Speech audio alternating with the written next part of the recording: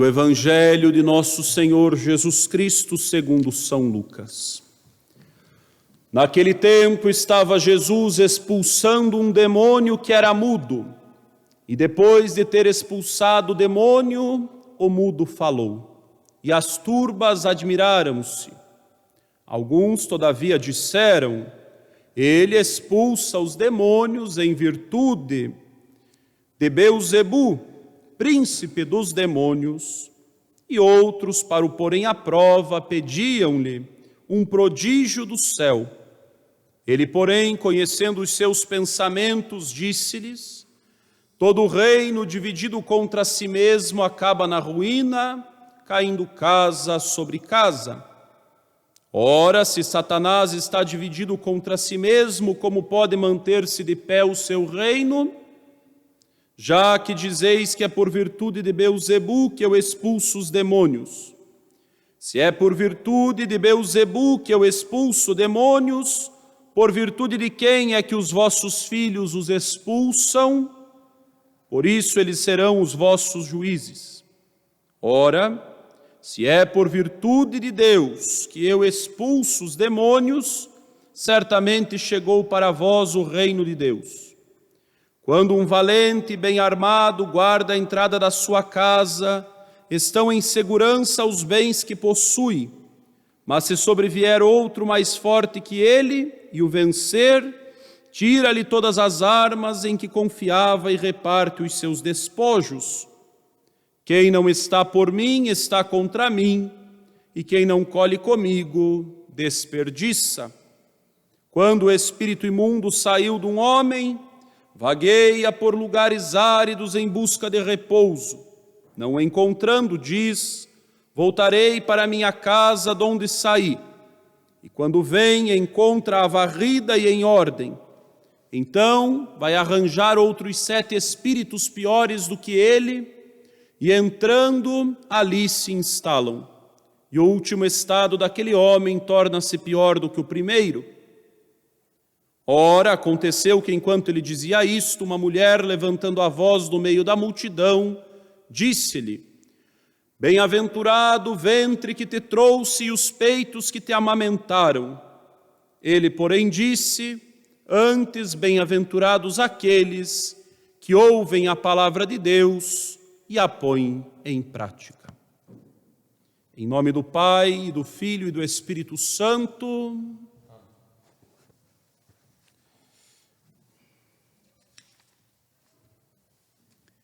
Numa antiga tradição da Igreja, o tempo quaresmal traz sempre um caráter batismal. Isto porque os catecúmenos tinham, durante as semanas da grande quaresma, a preparação mais imediata para receber na noite santa da Páscoa o santo batismo. E é por isso que nós escutamos, no início do Evangelho desta Santa Missa, o relato de um exorcismo feito por Nosso Senhor. Porque justamente no costume da Igreja, neste terceiro domingo quaresmal, começavam-se a realizar os exorcismos sobre os catecúmenos que haveriam de ser batizados. Jesus cura aquele homem por completo. O surdo passa a ouvir. O dominado pelo mal recebe a liberdade. O mudo começa a falar. E se tomarmos o texto paralelo, em São Mateus, vamos ver que o homem também era cego e voltou a enxergar. O Salvador traz uma vida totalmente nova àquele homem. Que grande milagre, diríamos nós. Um grande milagre é sempre causa de espanto, de admiração.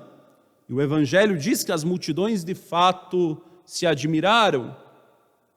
Mas sabem, meus irmãos, nós católicos poderíamos até já estar acostumados com milagres.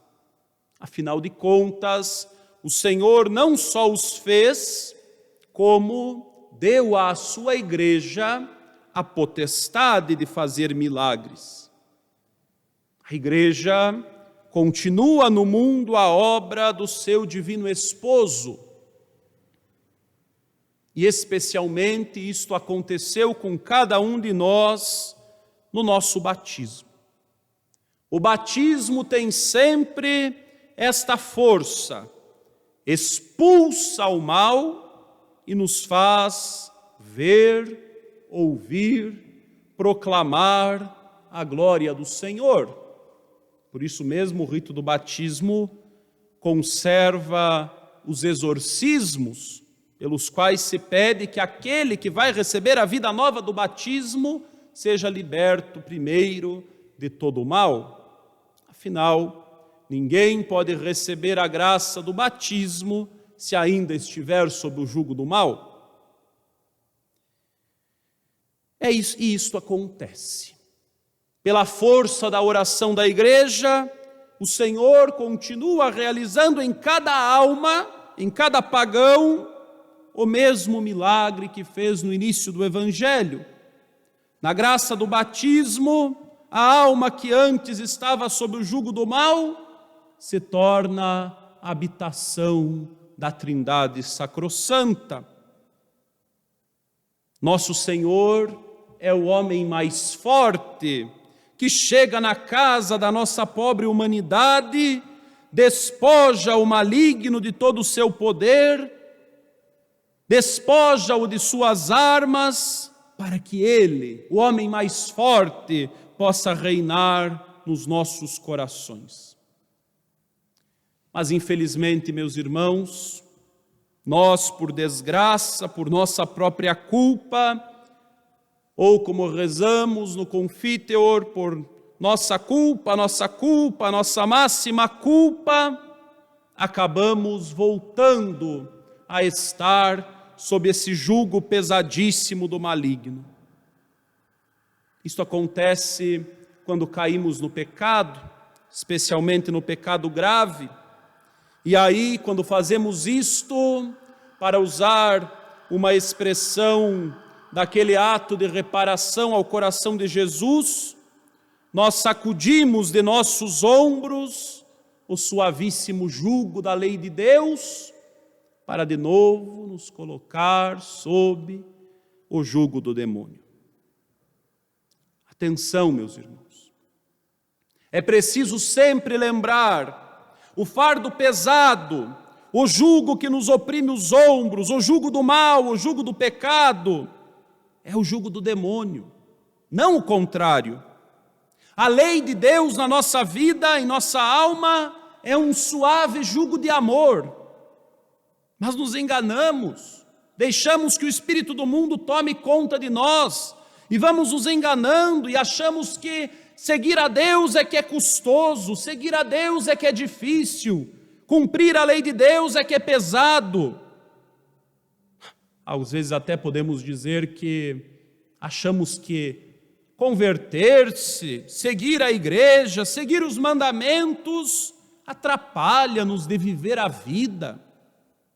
E aí vem as imperfeições, o pecado mortal, e nós, que éramos livres do mal, nos tornamos piores do que antes. Vejam se esta parábola que o Senhor conta do homem forte que chega, mas que depois voltam 7 demônios piores, não acaba sendo, que desgraça, a nossa história. É por isso que hoje na epístola São Paulo nos exorta: precisamos ser imitadores de Deus como filhos muito amados.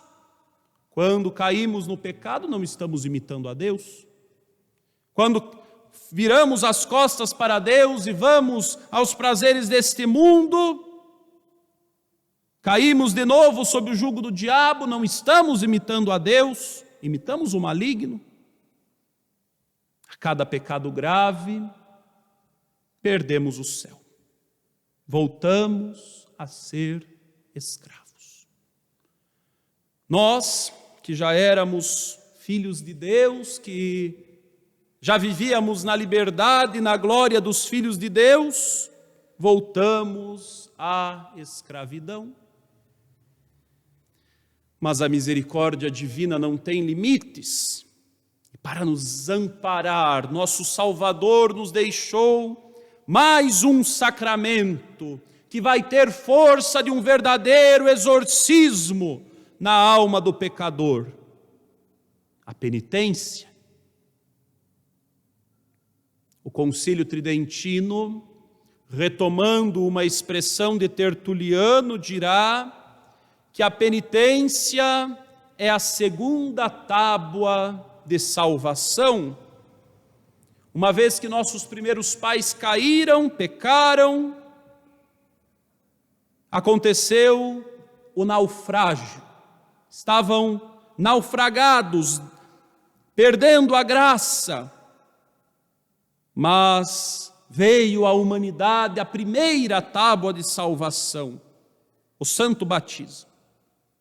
Nesta tábua de salvação nós não caímos mais no naufrágio, não nos afogamos mais no naufrágio da perda da graça, mas quando de novo perdemos a graça batismal pelo pecado e naufragamos mais uma vez, o Senhor nos concede esta segunda tábua de salvação, a confissão sacramental.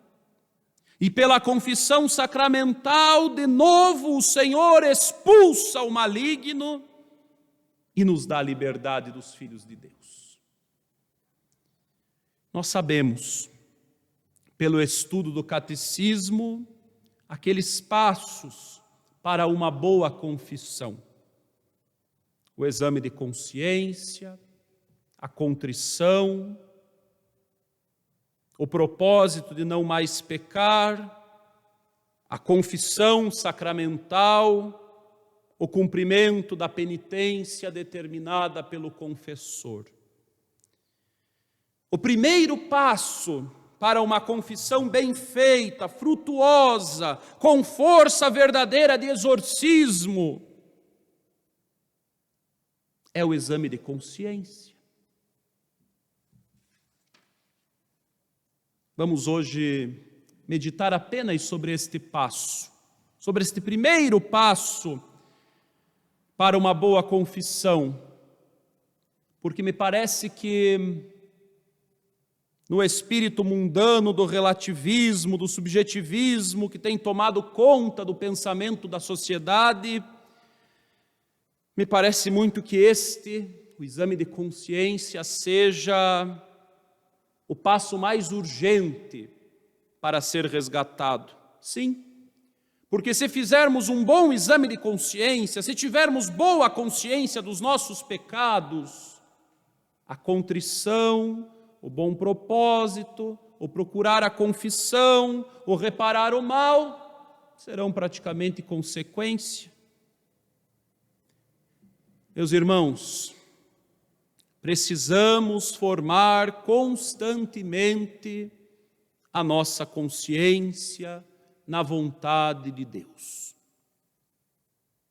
Vejam que desde o tempo dos apóstolos, a igreja nunca teve medo de dizer claramente às almas qual é a vontade de Deus. E por isso, o que se deve evitar, o que se deve praticar.